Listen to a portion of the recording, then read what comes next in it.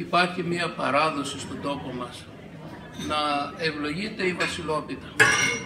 Την ιστορία τη γνωρίζετε όλοι, δεν είναι ανάγκη να το ξαναναφέρω, το γνωρίζετε όλοι, είτε διότι την έχετε ακούσει, είτε διότι την έχετε διαβάσει σε κάποιο βιβλίο.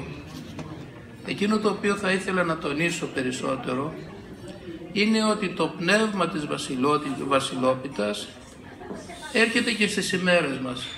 Είναι γεγονός ότι υπάρχουν δύσκολες ημέρες και γι' αυτό το λόγο η τοπική κοινωνία με τους άρχοντες της προσπαθούν με τον τρόπους να θεραπεύσουμε έστω και λίγο τις ανάγκες των συνανθρώπων μας. Δεν κάνουμε διακρίσεις τι άνθρωποι έρχονται.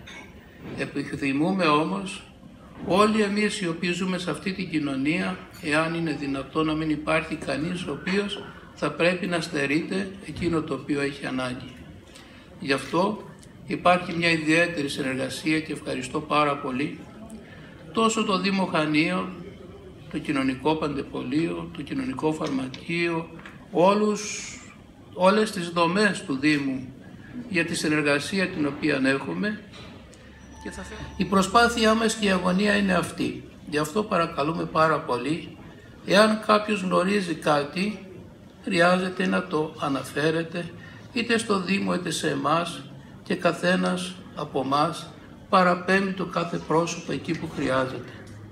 Συνεργασία λοιπόν και τίποτα περισσότερο, αγάπη, ομόνοια και πάνω απ' όλα στήριξη εκείνων των ανθρώπων οι οποίοι έχουν την ανάγκη μας σήμερα.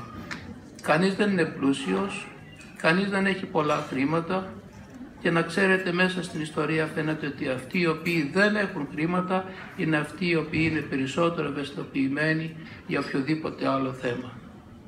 Παρά εκείνοι οι οποίοι έχουν πάρα πολλά χρήματα, εκτός ελαχίστων ανθρώπων οι οποίοι πραγματικά βοηθούν, οι άλλοι χάνονται μέσα στο πάθος της πηλαργυρίας και οτιδήποτε άλλο. Εμείς εις πείσμα όλων αυτών των καταστάσεων, ακολουθούντες αυτό το οποίο διδάσκει η Εκκλησία μας, δηλαδή ο ίδιος ο Χριστός που είναι παρατηνόμενος στους αιώνες μέσα από την Εκκλησία, να ακολουθήσουμε αυτό το δρόμο της αγάπης και της προσφοράς όπως ο ίδιος ο Χριστός το εδίδαξε σε όλους εμάς.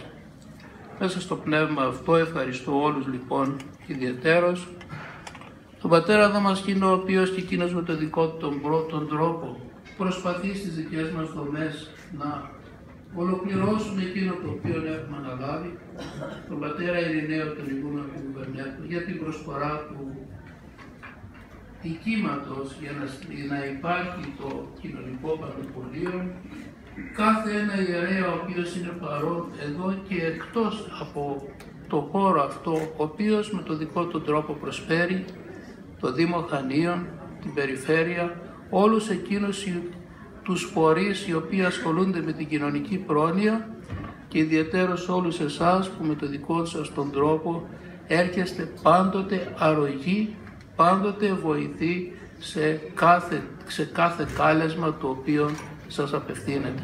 Χρόνια πολλά, καλή χρονιά, ειρηνική και ευλογημένη.